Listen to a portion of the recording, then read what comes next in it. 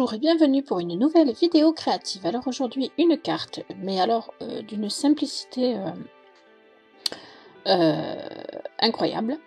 Une idée qui m'est venue comme ça. Donc eh bien quand j'ai une idée, je la mets en œuvre et j'étais vraiment pas sûre du résultat et finalement je suis ravie. Alors j'ai pris le tampon, un tampon qui vient de chez Action, qui est une grosse rose. Et je l'ai tamponné une première fois sur ma carte et ensuite avec un papier de masquage que j'ai reçu de chez Horizon Créatif. Donc si vous en cherchez, il y en a sur ce site-là. Je viens donc cacher ma première rose et je retamponne une seconde rose qui vient un petit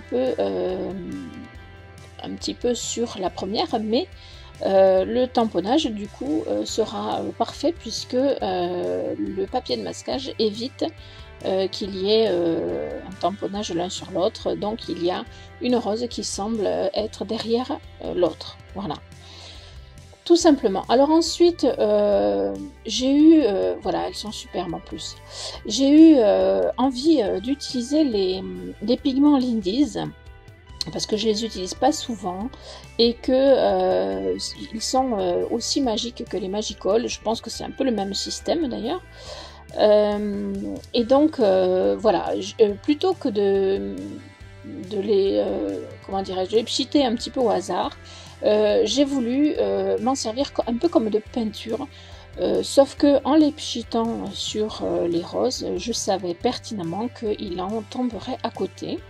Mais ce n'est pas grave du tout, bien au contraire, je trouve que l'effet est plutôt sympa, c'est-à-dire que je pchite sur la rose, mais bien sûr il y a des gouttes qui tombent autour et je ne les enlève pas surtout, de toute façon je ne pourrais pas.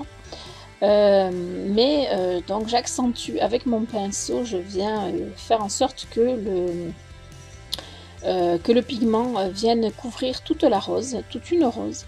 Ensuite, je choisirai un autre pigment d'une autre couleur et je vais faire pareil avec l'autre rose. Après, pour finaliser un petit peu le tout, je vais prendre un troisième pigment qui lui sera plutôt dans les tons dorés et je vais le pchiter autour des roses. Alors le tout, bien sûr, va se superposer un petit peu, que ce soit le premier pigment avec le second et avec le troisième. Et c'est justement l'effet que je recherchais qui est vraiment très très sympa, même si les deux roses donc ont des couleurs principales. Mais il y a un échange, on va dire, de couleurs dans le tout. Enfin voilà, vous verrez ça à la fin. Je vous laisse regarder, je vous retrouve un peu plus tard.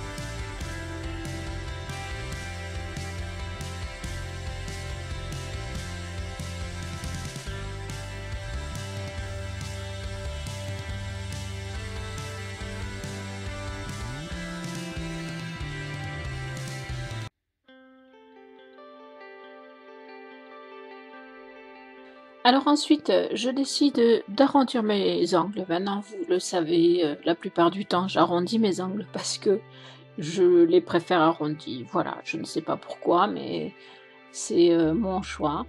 Je viens un petit peu sécher avec le heat gun parce que effectivement les pigments, c'est comme les Magicols, hein, c'est du liquide, donc il y a besoin que le papier sèche bien. Et ensuite, je vais venir faire un tour sur ma carte.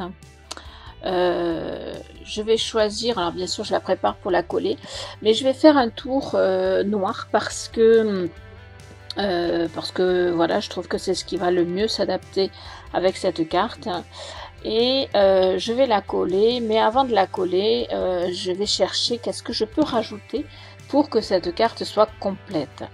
Et comme nous sommes en période de bientôt Saint-Valentin, et que de plus, quand on offre des fleurs en général, c'est plutôt par affection, voire par amour, et que en plus ce sont des roses et que, à mon sens, les roses sont les fleurs de l'amour, eh bien, je vais rajouter un petit mot simplement pour dire je t'aime sur une petite languette que je vais préparer et que je vais coller en 3D.